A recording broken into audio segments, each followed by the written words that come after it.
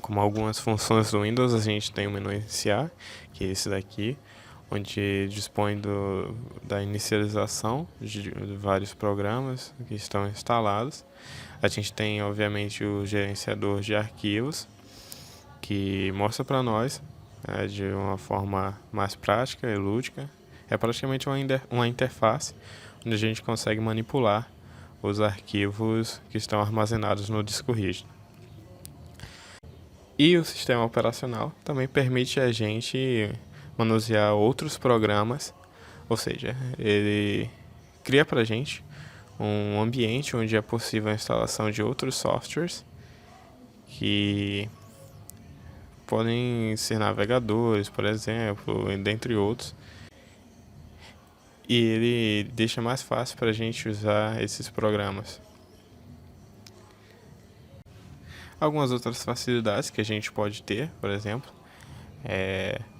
a gente pode vir aqui nos ícones dos programas e clicar com o botão direito do mouse sobre eles.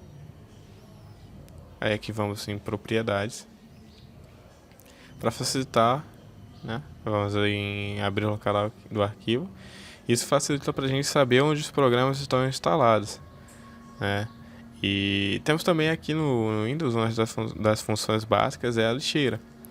Ela basicamente estoca os arquivos que são deletados, mas não são deletados permanentemente.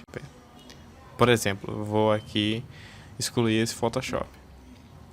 Então, ele foi para a lixeira, mas eu ainda consigo recuperar ele.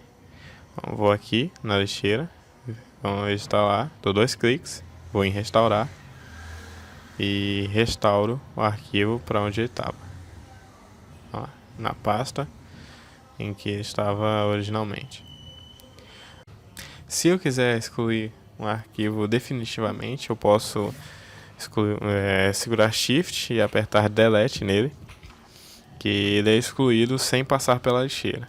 No caso do arquivo ir para a lixeira, eu ainda teria que ir lá e esvaziar a lixeira para poder excluir ele completamente do computador. Aqui eu excluí o atalho também. Eu peguei e excluí o atalho para o Photoshop que já estava criado na minha área de trabalho. Vamos supor que ele não estivesse lá antes. E eu sei onde ele está indexado, sei em que parte do disco rígido ele se encontra, mas eu não quero ir toda vez lá procurar ele no disco rígido. Então eu posso simplesmente criar um atalho para a área de trabalho. Desse jeito. Uma das coisas mais básicas do Windows é a manipulação dos arquivos do disco rígido. A gente pode, por exemplo, criar novas pastas para dispor os arquivos na melhor arrumação possível. Por exemplo, aqui eu cliquei com o botão direito e vim criar nova pasta. Criei a pasta chamada Felix, para dar um exemplo. O sistema operacional ele se comunica com o hardware, tornando assim possível a instalação de programas como jogos e outros, como aqui temos, por exemplo, CSGO, que é um jogo, e temos o PyCharm. E ele também permite a leitura de vários arquivos.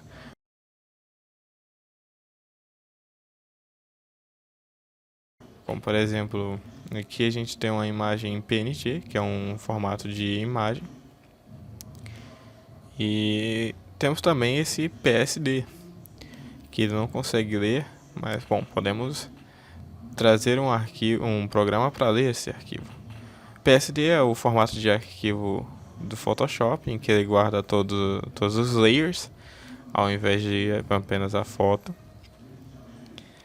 E bom, graças ao sistema operacional agora conseguimos manipular o Photoshop e abrir aquele arquivo.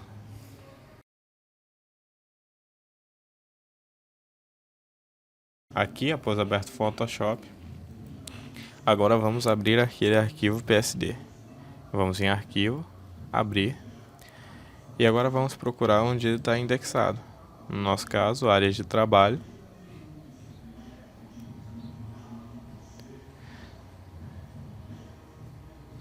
Na pasta com o nome Mecha. Agora sim, podemos abrir esse arquivo PSD.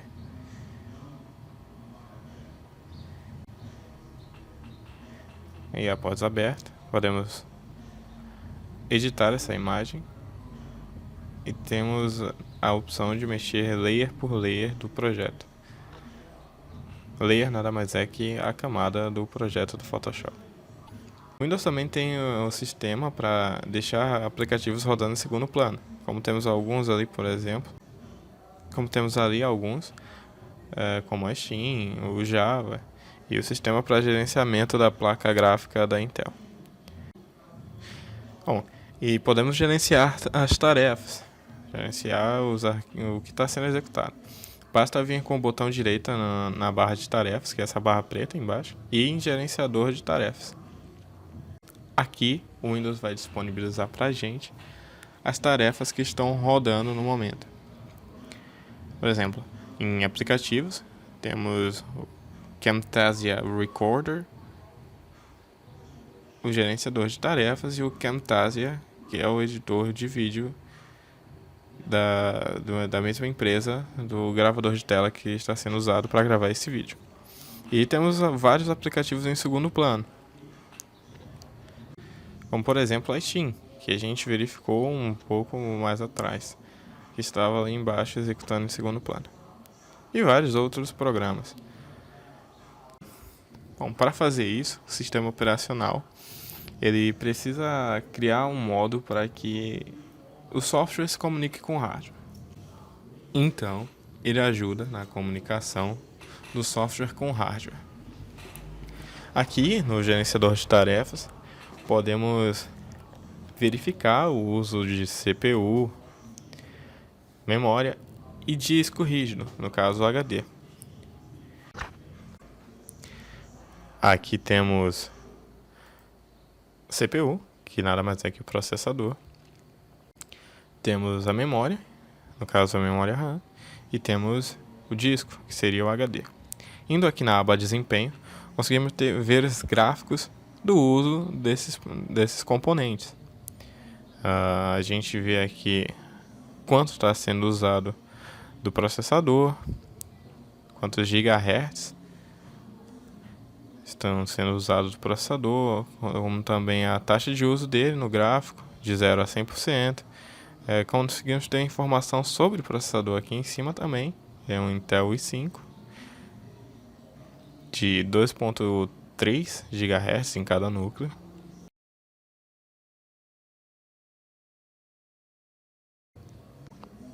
E agora, indo para a aba memória, também conseguimos ter informações aqui. Temos aqui, por exemplo, a memória disponível e a memória que está sendo usada e o uso da memória.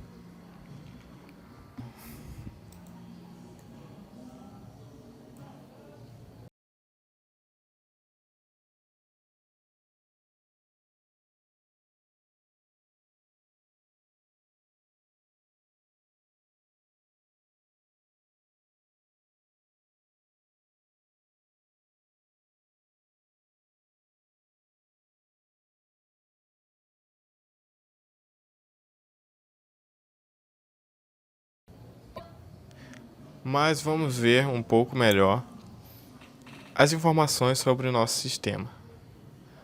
Vamos abrir CPU-Z.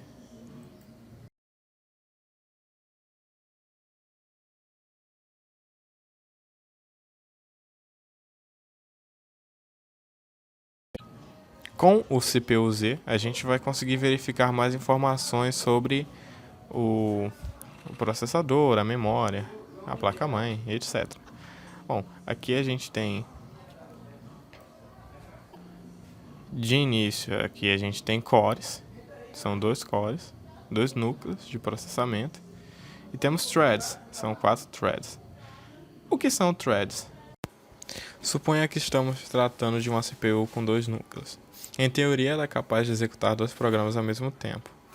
Contudo, você está com 6 programas abertos e todos respondendo em tempo real. O processador consegue trabalhar com todos os arquivos e apresentar resultados satisfatórios devido à velocidade de processamento. Sendo assim, parece que os processos são executados simultaneamente. A princípio, a presença de múltiplos núcleos era suficiente para a maioria dos usuários. Entretanto, a evolução dos softwares e dos componentes de hardware requisitou uma divisão ainda melhor das tarefas. Assim, as instruções, como processos, adquiriram características únicas que possibilitam separá-las para execução em diferentes núcleos. Essas linhas de instrução ficaram conhecidas como threads. Muita gente preferiu traduzir a palavra thread para tarefa, mas outras não. A gente consegue aqui ver também cache. Bom, aqui temos uma parte interessante. Temos aqui as 4 memórias cache. E o que são cache? Explicando de um jeito fácil de entender, a memória cache funciona como os cookies do navegador. E como os cookies do navegador funcionam? Bom, são salvos na memória do computador, no caso dos cookies de computador. Alguns dados são salvos na memória do computador, alguns dados inseridos e alguns dados sobre o site, para que, da próxima vez que formos abrir esse site, ele carregue esses dados e torne mais fácil e mais rápido para carregar o site. O cache funciona da mesma forma. Ele guarda informações de inicialização e manutenção dos programas para que, na próxima execução, seja mais rápido, mais fácil para o sistema abrir esse programa. O cache é dividido em várias partes, sendo o primeiro level mais rápido, porém contém menos memória. E o segundo level tem um pouco mais de memória, mas é um pouco mais lento. O terceiro level tem muito mais memória, mas é muito mais lento. Dependendo do processador, pode ser que tenha outros levels, mas é sempre seguindo essa lógica. E o computador funciona assim, fazendo com que as informações, os dados sejam pegos do HD e sejam enviados para a memória principal, a memória RAM, para que lá eles sejam colocados para que sejam executados os programas. O processador se comunica com todos esses componentes para executar da melhor forma todos os programas e todas as ações necessárias. As medidas de Hertz, tanto do processador quanto da memória RAM, são nada mais nada menos do que a quantidade de informações que eles conseguem passar por segundo. Afinal, Hertz significa ciclo por segundo. E DDR significa Double Data Rate, ou seja, o dobro da taxa de dados.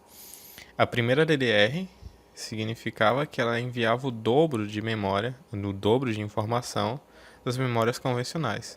DDR2 enviava o dobro da DDR1. DDR3 envia o dobro da DDR2. E a DDR4 o dobro de informação da DDR3.